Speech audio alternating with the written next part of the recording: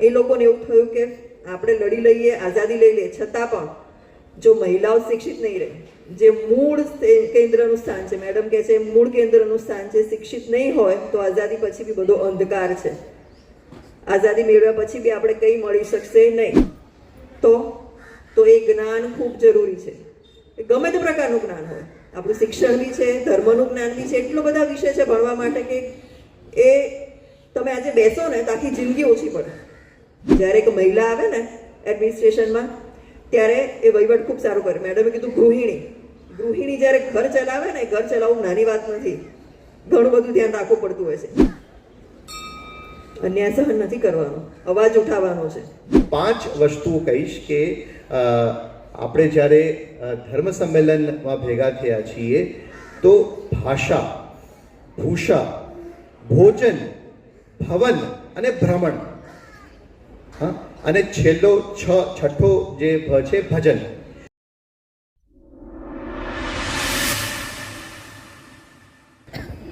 ખૂબ ખૂબ આભાર મેડમ. આજના આપણા સ્ત્રી સશક્તિકરણના પ્રેરણાદાયી શબ્દો અમારી જ્ઞાન સંપ્રદાયની દરેક મહિલાઓ પોતાના જીવનમાં ઉતારશે અને ચોક્કસપણે હું એવું કહીશ કે તમે એક નવી ઉર્જાનો એમનામાં સંચય કર્યો છે. તો જ્ઞાન સંપ્રદાયની દરેક મહિલાઓ વતી હું એટલું જરૂર કહીશ કે એ પોતાના લક્ષ્યને જે નિર્ધારિત કરશે ચોક્કસપણે આપના શબ્દોને ધ્યાનમાં રાખીને પૂર્ણ કરશે. Thank you so much madam. Salute to you. કાર્યક્રમમાં આગળ વધતા સુરત શહેર ડીસીપી પન્નાબેન મોહમાયા મેડમને હું વિનંતી કરીશ કે આજના આ સંમેલનને અનુરૂપ પોતાના અભિપ્રાયો રજૂ કરે. સૌને નમસ્કાર. આજના આ જ્ઞાન સંપ્રદાય મહિલા ધર્મ સંમેલનમાં મંચસ્થ મહાનુભાવ તમામને મારા પ્રણામ. બધાને અને આપ સર્વે, મહેશભાઈ અને મા અને બધા મને આમંત્રણ આપવા માટે આવ્યા હતા અને ત્યારે મને અહીંયા આ સંસ્થાની બધી વાત કરી કે કેટલું અદ્ભુત છે. હું આની પહેલાં સુરત રહી ગઈ છું, 3 વર્ષ અહીંયા ડીસીપી ઝોન 4 હતી, છતાં પણ મને ખબર નથી કે અહીંયા આટલું બધું અદ્ભુત ધર્મસ્થાન છે. અને જ્યારે મને કહેવા આવ્યા ત્યારે મેં કીધું મારે ચોક્કસ આવું છે, પણ એ દિવસે જ્યારે પ્રાગટ્ય દિવસ હતો ત્યારે મારે નહીં પહોંચી શકાયું. પણ આજે આવી તો ખૂબ સારું લાગ્યું અને નસીબદાર છું કે આજે આ મંચ ઉપર હું ઉપસ્થિત છું. મેડમે ધર્મની વાત કરી આમાં, એટલે હવે હું આગળ પહેલો શબ્દ છે ને જ્ઞાન, એની વાત કરીશ. બરાબર ને? તો એક વાત મેડમે શું કીધી કે સૂર્ય ભગવાનને બધાએ પ્રાર્થના કરી ને એમાંથી પછી સાવિત્રીજી પ્રગટ થયા અને એમણે મંત્રો પ્રગટ કર્યા. એના પછી ખબર છે તમને, અપાલા, મૈત્રી, ગાર્ગી, એ બધા નામ સાંભળ્યા છે? સાંભળ્યા છે? આ બધા તો સાંભળ્યા. તમે લોકો સાંભળ્યા છે? એ બધાએ ઋગ્વેદની ઋચાઓની રચના કરી છે. અપાલા, મૈત્રી, ગાર્ગી. એટલે તમે વિચાર કરી લો કે આપણા પુરાતત્વ ભારતમાં, એટલે જ્યારે ભારત એમ સોને કી ચીડિયા કહેવાતું હતું ને, એ સમયે સ્ત્રીનું સ્થાન શું હતું સમાજમાં? શું હતું કે વેદો જે આપણા પવિત્ર ગણાય છે, વેદોની રચના પણ સ્ત્રીઓએ કરી. તો કેટલી ઉર્જા, કેટલી તાકાત અને કેટલું જ્ઞાન હશે એમનામાં. અને આજે સશક્તિકરણના સંમેલન કરવા પડે છે. કોઈએ વિચાર્યું કેમ સંમેલન કરવા પડે છે, સશક્તિકરણ કેમ કરવું પડે છે? મહિલાઓ જે પોતે સશક્ત છે એનું સશક્તિકરણ કરવું પડે છે. એટલા માટે કે વચ્ચેના વર્ષોમાં વિદેશી આક્રમણ થયા. એ આક્રમણના કારણે કુરિવાજો આવી ગયા. દૂધ પીતી કરવાની, પડદા પ્રથા, છોકરીને ભણાવવાની નહીં. તો શું થાય? જ્ઞાનથી વંચિત કરી દેવામાં આવી. દીકરીને સ્કૂલે મોકલાતી હશે, એ આજથી 200 વર્ષ પહેલાના શબ્દો છે. દીકરી સ્કૂલે ન મોકલાય હશે ને? આપણા દાદીને એના મમ્મીને કોઈ ભણે છે? નથી ભણ્યા. કોઈ સ્કૂલે ગયું? નથી ગયું. પણ આજે તમે જો આ બધી અહીંયા મમ્મી બેઠી છે ને, એ પોતાની દીકરી લઈને દોડે છે સ્કૂલે મૂકવા. મારી દીકરી ડૉક્ટર બને, મારી દીકરી એન્જિનિયર બને. થાય છે ને? તો આ બદલાવ ક્યાંથી આવ્યો? એ 100-150 વર્ષ જ્યારે આપણે ગુલામ હતા એ સમયે પણ મહિલાને કેળવણી માટે, એટલે કે દીકરીઓ ભણે એની માટે શું, રાજા રામમોહન રોયનું નામ સાંભળ્યું છે કોઈએ? સાંભળ્યું છે ને? તો એ સમયે 2 કાયદા, જ્યારે આપણે ગુલામ હતા છતાં પણ 2 કાયદા બનાવવામાં આવ્યા. કયા 2 કાયદા કોઈ કહેશે? પહેલો કાયદો સતી પ્રથા નાબૂદી. સૌથી પહેલો કાયદો જે સ્ત્રીની શક્તિ, એટલે ટૂંકમાં આપણે ભારતમાં સ્ત્રીને જે મૂળભૂત કાયદો આપવામાં આવ્યો ને, સતી પ્રથા નાબૂદી કાયદો, એમના ભાભીને જબરજસ્તી સતી કરવામાં આવ્યા હતા અને ત્યારે એમણે કીધું કે આ પ્રથા આપણે નથી રાખવી અને પછી એમણે અંગ્રેજોની સામે લડાઈ કરી, કાયદો બનાવડાયો અને પછી એ કાયદો અમલમાં આવ્યો. જ્યારે આપણું ભારત દેશ ગુલામ હતો છતાં પણ એ કાયદો બનાવવામાં આવ્યો. બરાબર. બીજો કાયદો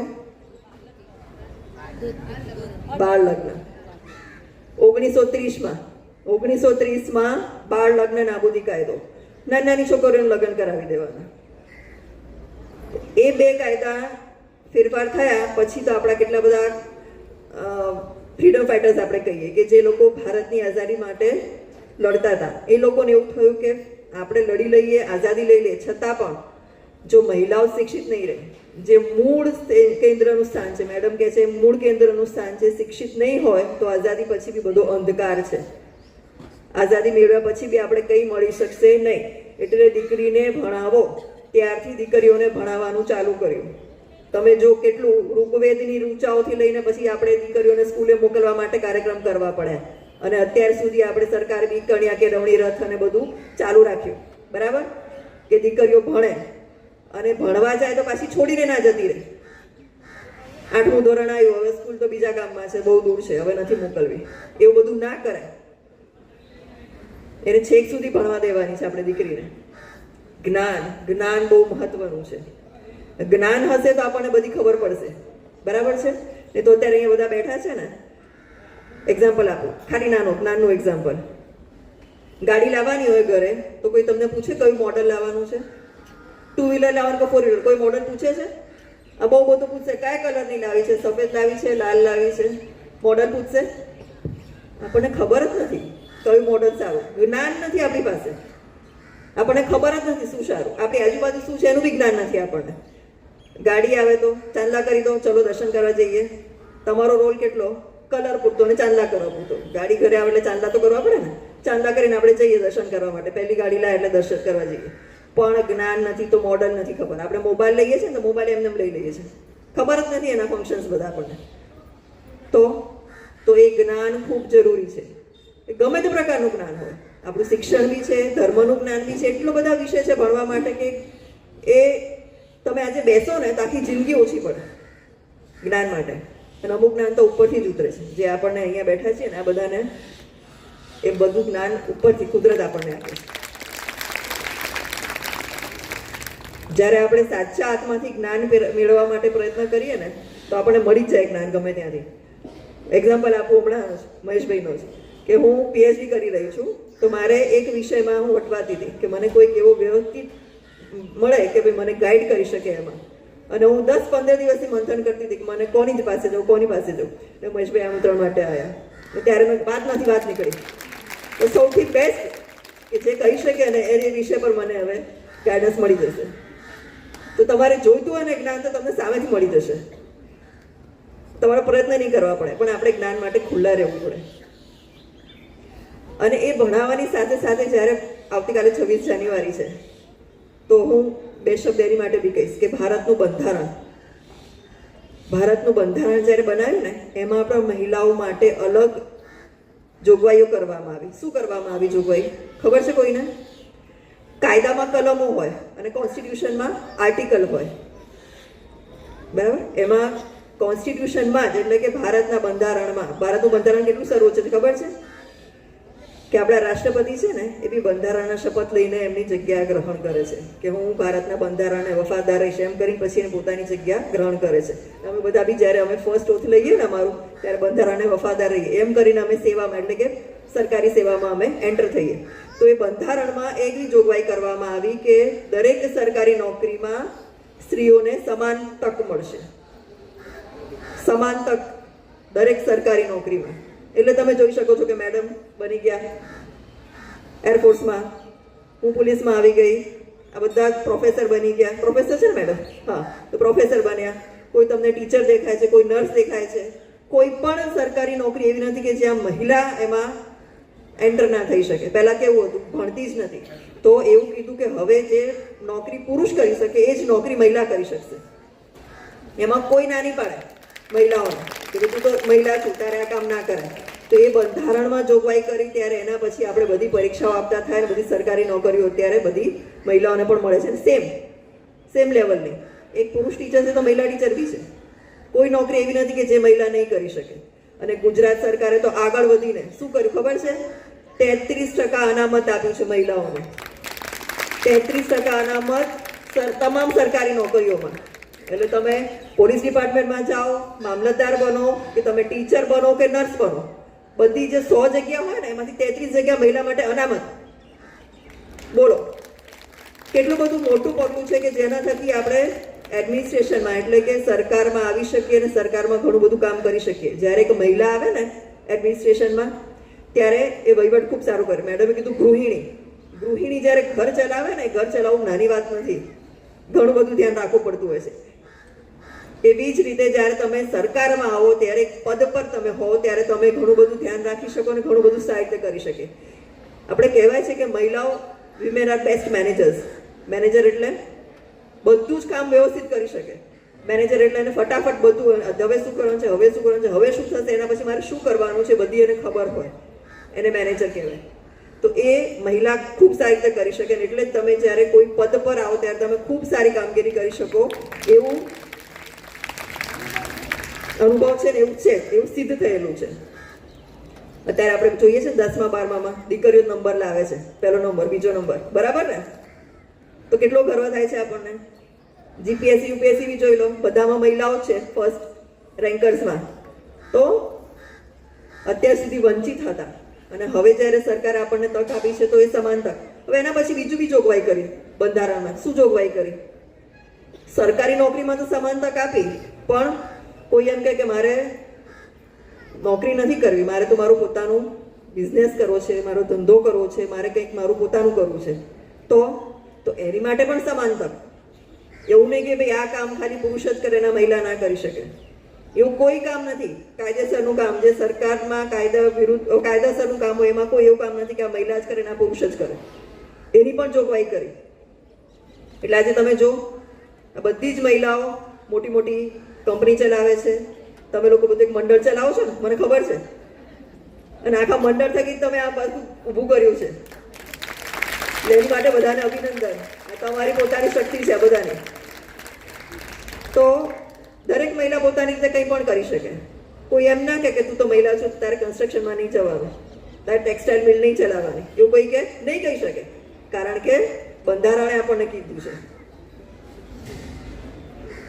એના પછી તો તમને એમ થશે કે મેડમ કાયદાની જ વાતો કરે છે, પણ હવે હું કાયદા વિભાગમાંથી આવું છું તો પછી એની જ વાત કરીશું. તો મહિલાઓને બીજું શું કીધું? સમાન તક શેનું આપ્યું? સમાનતાનું તક શેની માટે આપી? વેતનમાં. વેતન બી સમાન મળશે. તમે નોકરી તો આપી દીધી પણ તમે પૈસા ઓછા આપો તો. આ ટીચર એક પુરુષ ટીચર છે અને એક સ્ત્રી ટીચર છે, આનો પગાર 1000 રૂપિયા, આનો 500 રૂપિયા હોય ના હોય. એમાં પણ સમાનતા. જે કામ પુરુષ કરે છે એને જેટલો પગાર મળે છે એટલી જ સમાનતામાં એ જ સ્ત્રીને બી એટલો જ પગાર મળે હોતા ઉપર હોય તો એ સમાનતા બી કરી. એ દરેક જગ્યાએ સરકારની જગ્યામાં દરેક જગ્યાએ સમાનતા છે. આપણને અસમાનતા ક્યાં દેખાય છે? કોઈ દેખાય છે આજુબાજુ આપણને? મને તો દેખાય છે. એક સ્ત્રી અસમાનતા ક્યાં છે ખબર છે? અનઓર્ગેનાઇઝડ લેબર, એટલે કે જ્યાં કોઈ અસંગઠિત મજદૂર કહીએ ને એમાં અસમાનતા દેખાય છે આપણને અત્યારે બી. અને એમાં આપણે એમાં થોડુંક આપણું બી અંદર યોગદાન આપીને એ લોકોને ઉત્થાન કરવાની જરૂર છે. ક્યાં દેખાય છે? ઘરે કામ કરાવીએ ને આપણે તો પેલો ટાઇલ્સ સગાડવા વાળો છે ને એનો રોજ કેટલો હશે તમે પૂછજો. અને પેલી રોજ સિમેન્ટના તગારા ઉપર લઈને નીચે ઉતરે, પેલી મહિલા ઈંટોમાંથી લઈને ઉપર નીચે કરે છે, પાણી લઈ આવે, બધું લાવે, એનું વેતન કેટલું હોય છે? એના કરતાં અડધું હોય છે. છે ત્યાં સમાનતા દેખાય છે તમને? એ સવારથી સાંજ સુધી કેટલી મહેનત કરે છે છતાં બી એને ઓછું મળે છે. તો આ બધી જગ્યાએ આપણે જ્યાં આપણે જે જગ્યાએ એ આપણને તક મળે ત્યાં આપણે એને ઓછી કરવાની પ્રયત્ન કરવાનો છે. કોઈ અહીંયાથી મને એવું લાગે કે કોઈ અહીંયાથી કોઈ કન્સ્ટ્રક્શન કંપની ચલાવતું હોય, બિલ્ડર હોય, કોઈ બી કંઈ હોય, અથવા તો આપણા ઘરે બી આપણે કરાવતા હોઈએ તો એનું આપણે ધ્યાન રાખવાનું છે કે મહિલાને આગળ લાવવાની છે. એને પણ એનો હકનું, કારણ કે મહેનત વધારે કરે છે એ અસમાનતા આપણે ઓછી કરવાની છે. બરાબર? 3 સમાનતા તો આપી દીધી. પછી કે હવે તો અમે ભણવા જઈએ છીએ, બધે બહાર જઈએ છીએ, તો હવે તો ચિંતા થાય છે દીકરીની. બરાબર ને? તો દીકરી માટે, મહિલા માટે કેટલા બધા કાયદા સરકારે બનાવ્યા. કેટલા બનાવ્યા ખબર છે? દીકરી જન્મે તો એને દૂધ પીતી નહીં કરવાની, એને ગર્ભ પરીક્ષણ કરાવે છે બધા. દીકરી નથી જોઈતી. મંદિરમાં જઈને લક્ષ્મીજીની પૂજા કરવાની, ભાઈ અમારા ઘરે લક્ષ્મીજી આવે. શક્તિ માટે મા શક્તિની પૂજા કરવાની, મા કાળીની પૂજા કરવાની, અને જ્ઞાન માટે સરસ્વતી દેવીની પૂજા કરવાની. પણ દીકરી નથી જોઈતી. દીકરી નથી જોઈતી એટલે સોનોગ્રાફી કરવા જતું રહેવાનું. અને પછી તમે બધાને દીકરા જોઈએ તો 25 વર્ષ પછી તમારા દીકરાને પરણવાવાળી છોકરી મળશે? તમે સાસુ જ નહીં બનો કોઈ. તો એ નથી કરવાનું, કારણ કે દીકરી જ નહીં હોય તો દીકરાનો અને આપણે સમાજ કઈ બાજુ જશે? તો એ રોકવા માટેનો બી કાયદો છે. દીકરી જન્મવા માટે બી આપણે કાયદો બનાવવો પડ્યો સરકારને. પછી મોટી થાય, સ્કૂલમાં જાય તો એની રક્ષણ મળે, એને છેડતી ના થાય એની માટેના ઘણા બધા કાયદા. પછી હવે તો બધી ભણતી થઈ ગઈ એટલે નોકરી કરવા જાય તો કામકાજના સ્થળ પર એને કોઈ ખોટી રીતે શોષણ ના કરે એની માટેનો બી કાયદો છે. ખબર છે તમને? તમે જ્યાં બી નોકરી કરવા જાઓ ત્યાં તમારે ખોટી રીતે શોષણ ના થાય કે ભાઈ કોઈ લાચાર મહિલા છે ને એને કામ પર રાખી અને પછી એનું શોષણ કરે બીજી રીતે, તો એ અટકાવવા માટેનો બી કાયદો છે. અને આ મેડમ પ્રોફેસર છે, એમની દરેક સરકારી જગ્યામાં, દરેક કોલેજમાં, દરેક સ્કૂલમાં એવી કમિટી બનાવી છે કે વિદ્યાર્થી અને વિદ્યાર્થીનીઓની છેડતી ના થાય અને જે કામ કરતી મહિલાઓ એ લોકોનું ખોટી રીતે શોષણ ના થાય એની માટે એનો કાયદો છે. પછી લગ્ન કરાવ્યા તો દહેજ ના લેવાય, દહેજ માટે હેરાન ના થાય એની માટે દહેજ પ્રથા વિરુદ્ધનો કાયદો. કેટલા બધા કાયદા. સાસરીમાં જાય તો એને સાસરીવાળા ત્રાસ ના આપે એની માટે થઈને એનો કાયદો છે અલગ પાછો, 498 કની કલમ. બરાબર? તો કેટલા બધા સ્ત્રી જન્મે ને આખી આ એક કરે ત્યાં સુધીના બધા અલગ અલગ કાયદા સરકારે બનાવ્યા છે. અને છતાં આપણે અન્યાય સહન કરીએ છીએ. અન્યાય સહન નથી કરવાનો, અવાજ ઉઠાવવાનો છે. જેમ મેડમે કીધું ને કે ભારત નેશન ફર્સ્ટ, પહેલા મારો દેશ છે, એની સાથે સાથે અન્યાય પણ સહન નથી કરવાનો. એ આપણામાં એટલી ખુમારી હોય, અન્યાય સહન નહીં કરું તો આજે કોઈ મહિલાને ક્યાંય હાથ લાંબો નહીં કરવો પડે. બરાબર છે? જે 150 વર્ષ પહેલા દીકરીઓને ભણાવવાનું ચાલુ કર્યું, ત્યારે 150 વર્ષ પછી આપણે અત્યારે જોઈએ છે કે આ બધી મમ્મીઓ દોડીને ટીચર અને ડૉક્ટર બનાવવા માટે ફરે છે અને દીકરીઓ અત્યારે મોટા હોદ્દા પર છે. હવે શું કરવાનું છે? આપણે અહીંયા ઊભા છીએ આજે, આપણે શું કરવાનું છે? મેડમે સંસ્કારોની વાતો કરી. જે સંસ્કારનું સિંચન કરવાનું કીધું છે, ગૃહિણી તરીકે, એક માતા તરીકે, બહેન તરીકે, એ સંસ્કારમાં આપણે શું કરવાનું છે? આપણે 100-150 વર્ષ પછીનું ભારત કેવું જોઈએ છે, આપણું સમાજ કેવું જોઈએ છે, એ અત્યારે આપણે કરીશું તો જ એવું આપણને 150 વર્ષ પછી મળશે. એ ત્યારે કેટલા દ્રષ્ટા હતા કે ભાઈ અમે અત્યારે ભણાવવાનું ચાલુ કરીશું તો દીકરીઓ આગળ આવશે. તો આપણે અત્યારે શું કરવાનું છે? આપણી શું જવાબદારી? આપણી જવાબદારી એ છે કે આપણા બાળકોને આપણે એવા સંસ્કાર આપીએ કે 100-150 વર્ષ પછી રાષ્ટ્રનું એવું નિર્માણ થાય કે જેમાં દરેક વ્યક્તિ જે છે એ ભારત માતાનો સૈનિક બને સૌથી પહેલો. બરાબર? એવા સંસ્કાર આપવાના છે આપણે બાળકને. 2 નંબરમાં, મારો દીકરો કોઈ દિવસ કોઈની છેડતી નહીં કરે. બરાબર છે? એ બીજું સંસ્કાર આપણે આપવાનું છે. અને ત્રીજું, હું અથવા તો મારા ઘરના કોઈ બી વ્યક્તિ અન્યાય સહન નહીં કરી. એ ખુમારી આપણામાં હોવી જોઈએ. આટલું આપણે કરીશું તો આપણને 100-150 વર્ષ, આપણે તો નહીં હોઈએ કદાચ, પણ સમાજ તો એ ભોગવશે ને. અત્યારે જ આપણે ચાલુ કરવાનું છે. અત્યારે જે આપણે મહેનત ચાલુ કરીશું, અત્યારે આ બધું ચાલુ કરીશું, ત્યારે આપણને 100-150 વર્ષ પછી આપણને એનું રિઝલ્ટ મળશે, ફળ મળશે. તો અહીંયા બધા ઉપસ્થિત રહ્યા અને મને સાંભળવાની તક આપી અને મને શાંતિપૂર્વક સાંભળી એની માટે બધાનો આભાર. જય હિન્દ, જય જય ગરવી ગુજરાત.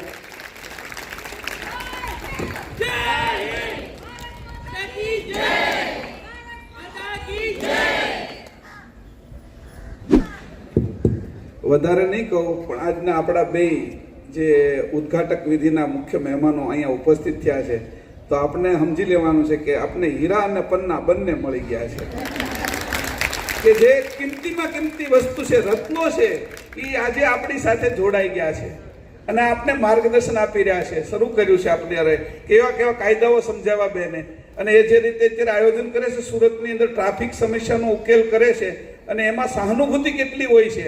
તો મિતામાં અને બેન અમારા જતા હતા ને રસ્તાની અંદર ટાયર ફાટી ગયું, એનું પંચર પડી ગયું, તો રાઠોડ સાહેબ છે એની તરત જ ગાડીની અંદર ટાયરો બદલાવી દીધું, વ્યવસ્થિત રીતે કરી દીધું. કોઈ ગઢા માણસો હોય, ઉંમર લાયક છે, તો એને તે પોલીસો છે એ રસ્તો ક્રોસ કરાવે છે. એની બધી ટ્રેનિંગો આખા સુરતની પન્નાબેન આપે છે કે કઈ રીતે લોકોને વધારે મદદરૂપ થવું અને લોકો છે એ ઓછામાં ઓછા દુઃખી થાય. અને ટ્રાફિકની સમસ્યાની અંદર તો આપણી જવાબદારી છે કે આપણે આપણા છોકરાઓને, પતિને, બધાને જે લાલ લાઇટ થાય ને એટલે રોકી લેવાના, અને લીલી થાય ત્યારે જવા દેવાના. કારણ કાન આપણે પકડતા શીખવાનું, એટલે પન્નાબેનને મદદ કરીએ આપણે. બરાબર? હા, thank you so much madam. આપના આ ટૂંકા વ્યક્તવ્ય પરથી અમારી આજે મહિલા સંમેલનમાં ઉપસ્થિત બહેનોને જે 3 કેરેક્ટરિસ્ટિક મળી છે એમાં હું જરૂર મેન્શન કરીશ: woman empowerment, woman entrepreneurship and gender equity. આ જે 3 જે પાસાઓને અનુલક્ષીને આપણે જે માહિતી આપી, અમને અમારો ઉત્સાહ જે વધાર્યો છે એ બદલ આપનો ખૂબ ખૂબ આભાર. મંચસ્થ મહાનુભાવોમાં આપણી વચ્ચે ઉપસ્થિત છે માર્ટ સક્સેસ પ્રાઇવેટ લિમિટેડના સિદ્ધાર્થભાઈ દવે સાહેબ. તો એમને આજે હું આ પ્રસંગોચિત વાત કરવા માટે આમંત્રણ પાઠવું છું. બહુ વર્ષો પહેલાંની વાત છે. ગામ હતું ને ગામમાં એક બહુ ઊંડું તળાવમાં એવી ઘટના બની કે ગામમાં સવાર હતી અને બૂમ થઈ ગઈ, બચાવો બચાવો બચાવો. નાનકડું બાળક ત્યાં ડૂબી રહ્યું હતું. ગામના બધા જ લોકો ગામની તળાવની ફરતે ભેગા થઈ ગયા, જોતા હતા શું થઈ રહ્યું છે. એવામાં એક ભાઈ એ પણ જોતા હતા અને એ કૂદ્યા, તરત જ કૂદીને બાળકને બહાર કાઢ્યા. પછી સરપંચ, ગામના આવા બધા રિપોર્ટર્સ ને બધા ભેગા થઈ ગયા અને ભાઈને ખૂબ શાબાશી આપતા હતા કે તમે તો બહુ સરસ કામ કર્યું, વાહ વાહ શાબાશ. સરપંચે ઇનામ જાહેર કર્યું અને એટલું બધું થતું હતું. એમાં પેલા ભાઈ કે એ બધું તો ઠીક છે, પહેલા એમ કે મને ધક્કો કોણે માર્યો હતો. તો આજે મારું કાર્ય સારથી તરીકેનું હતું. કેપ્ટન મીરાજી અહીંયા આવ્યા તો એક સારથી તરીકેનું દાયિત્વ હતું, પણ પછી મહેશભાઈ કીધું તમે કંઈક બોલશો, 2 શબ્દો. હવે 2 શબ્દો એ પણ જ્યારે સ્ત્રી શક્તિ ઘરની અને અર્ધાંગિની સહધર્મચારિણી બોલી લે એ પછી કંઈક બોલવાનું રહેતું.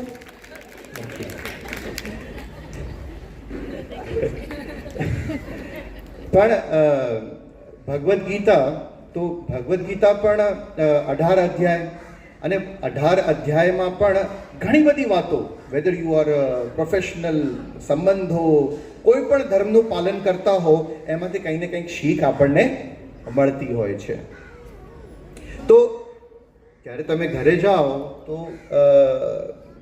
જે પતિ છે તો એમના માટેનો એક શ્લોક છે, એ 18મા અધ્યાયના 63મો શ્લોક છે, 18th ચેપ્ટરના 63મા શ્લોકમાં. તો જનરલી પતિ પત્ની વચ્ચેનો જે સંવાદ છે એ શ્લોકમાંથી કઈ રીતે નીકળે છે? તો ભગવાન શ્રી કૃષ્ણ 18th ચેપ્ટર એટલે છેલ્લું ચેપ્ટર છે, અને એમાં 63મા શ્લોકમાં કહે છે, ઇતિ તે જ્ઞાન આખ્યાતમ. આજે આપણે જ્ઞાન સંપ્રદાય ના આ મહિલા ધર્મ સંમેલનમાં ભેગા થયા છીએ. ભગવાન કહે છે કે ઇતિ, અપ ટિલ નાઉ, ઇતિહાસ શબ્દ છે ઇતિ. તો ઇતિ તે જ્ઞાન આખ્યાતમ, અત્યાર સુધી મેં જે જ્ઞાન આપ્યું છે તે કેવું જ્ઞાન છે? ગુહ્યાદ ગુહ્ય તયમરા, આ સિક્રેટ ઓફ ધ સિક્રેટ. પછી ભગવાન કહે છે વિમૃષે તદશેષેન યથેચ્છસી તથા કુરુ, જે તારી ઈચ્છા હોય તે તું કર.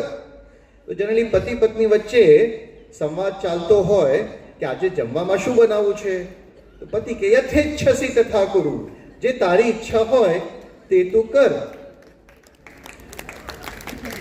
અને જનરલી એનો ઉત્તર સ્વરૂપે 73rd શ્લોક જે છે 18મા અધ્યાયમાંનો જ, તો એ કેપ્ટન મીરામને કહેતા હોય છે મને કે એમાં 73rd શ્લોકમાં અર્જુન કહે છે કરીશ્યે વચનમ તવ, તમે જેમ કહેશો એમ કરીશ.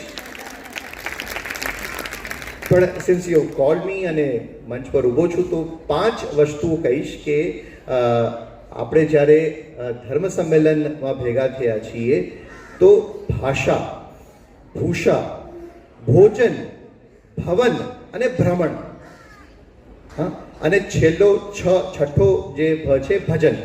તો ભાષા જે છે, આપણી ભાષા તો આપણે બધા જાણીએ જ છીએ, પણ જ્યારે પણ આપણે પ્રવાસ કરીએ, આમ શ્યોર આપણે બધા જ ભારત વર્ષના અલગ અલગ પ્રાંતમાં અલગ અલગ નગરોમાં પ્રવાસ કરતા હોઈશું, તો જ્યારે આપણે કોઈ બીજા પ્રાંતમાં જઈએ તો એ બીજા પ્રાંતની ભાષાના પણ અમુક શબ્દો આપણે શીખીએ. ક્યાંક દક્ષિણમાં પ્રવાસ કરીએ તો એટલીસ્ટ વણક્કમ, એપડી இருக்கેંગ, કેમ છો, દક્ષિણની ભાષા છે, એવું શીખીએ. અને ગુજરાતમાં હોઈએ ત્યારે ગુજરાતમાં પણ ગુજરાતી ભાષા પ્રત્યેનું એક જે માન છે, જે ગર્વ છે, ગૌરવ છે, એ હોવું જોઈએ. ભાષા પછી શું કીધું? ભૂષા, પહેરવેશ. એ તો આઈ એમ શ્યોર આપણે બધા જ પોતાની જે ભૂષા છે, પોતાનું જે પહેરવેશ છે એને પાળીએ છીએ. પણ ભોજનમાં અત્યારે જે પરિવર્તન આવી રહ્યું છે, અને again going back to Bhagavad Gita 17th ચેપ્ટરમાં વિચાર કરો, તે સમય આજથી હજારો વર્ષ પૂર્વ ભગવદ્ ગીતા મહાભારતમાંથી આપણને મળ્યું છે. લગભગ 7000 વર્ષ પૂર્વની ઘટના છે. આ ઘટનાક્રમની વાત આવે એટલે મહેશભાઈ નોઝ એન્ટાયર ક્રોનોલોજી. હા, સો 17th ચેપ્ટરમાં ભગવાને ત્યારે કીધેલું કે તામસિક ખોરાક શું છે? યાત યામમ ગતરસમ, કે જે ખોરાકમાં ગંધ આવતી હોય. હવે મેગીની ગંધ છે કે સુગંધ છે? યાત અને પૂતિ પર્યુષિતમ ચજત, એટલે કે જે સ્ટેલ છે, જે ફરીથી આપણે બનાવવું પડે છે, પિઝા. તો anyway the point here is કે ભોજનમાં પણ શું આપણે સાત્વિક ખોરાક જે આપણા પોતાના છે, આપણું પોતાનું તેલ છે, અત્યારે જે આપણા ભૂમિ પર જે ઉત્પન્ન થાય છે એ સિંગ તેલ છે, તલનું તેલ છે, સરસોનું તેલ છે, પણ અત્યારે એક મોડર્ન ફેડ આવ્યું છે olive oil, so soya oil. So the point is કે જેમ કે મીરાજીએ કીધું, ગૃહિણી કે જે ઘરની ધૂરી છે આપ બધા જ છો, તો ધૂરી જ નક્કી કરતું હોય છે કે ભોજનમાં શું બનશે. સો ભોજન આપણે સાત્વિક લઈએ, ભ્રમણ કરીએ, ભારતના જેટલા પણ પ્રદેશો છે, જેટલા પણ પ્રાંતો છે. ભવન પણ એવું હોય કે જ્યાં સંસ્કારોનું સિંચન હોય. અને છેલ્લે જ્યારે આપણે ભજનની વાત કરીએ છીએ તો આઈ એમ શ્યોર સવારે આટલા સરસ ભજનથી શરૂઆત થઈ. સો જ્યારે આ 5-6 વસ્તુ છે, ભાષા, ભૂષા, ભોજન, ભવન, ભ્રમણ, ભજન, આ 6 વસ્તુઓ જ્યારે આવે છે ત્યારે ભારત એ પણ સર્વશ્રેષ્ઠ બને છે. So with this I like to thank Maheshbhai, નીતામાં અને આપ બધાનું સર્વેનું ખૂબ ખૂબ આભાર. અમને બંનેને અહીંયા બોલાવ્યા. Thank you so much. Bharat માતા કી. અને ખાસ કરીને શરણમભાઈને થેન્ક યુ કહેવાનું, કેમ કે એમને જે રાષ્ટ્ર પ્રત્યે એટલું એમને ગર્વ છે, અને હંમેશા જ્યારે પણ મારે મળવાનું થતું હોય છે એ ગર્વ હું વધારે ને વધારે અનુભવ કરતી હોઉં છું. સો આપણે પણ ક્યાંક ને ક્યાંક આવા નાગરિક બને જેને રાષ્ટ્ર પ્રત્યે હંમેશા આવો ગર્વ રહે. Thank you શરણમભાઈ. સિદ્ધાર્થભાઈ, આપે ખૂબ સરસ વાત કરી, આપનો ખૂબ ખૂબ આભાર. બધા મહેમાનોનો અમે આભાર માનીએ છીએ અને સત્ર શરૂ કરવા જઈ રહ્યા છીએ. તો એ પહેલાં આપે એમને વાત કરી ભોજનની, તો થોડું અહીંયા અમારો પ્રસાદ રૂપે લઈને આપ જશો એવી વિનંતી. ખૂબ ખૂબ આભાર. અને આપે અમને ખૂબ ખૂબ જ્ઞાન આપ્યું.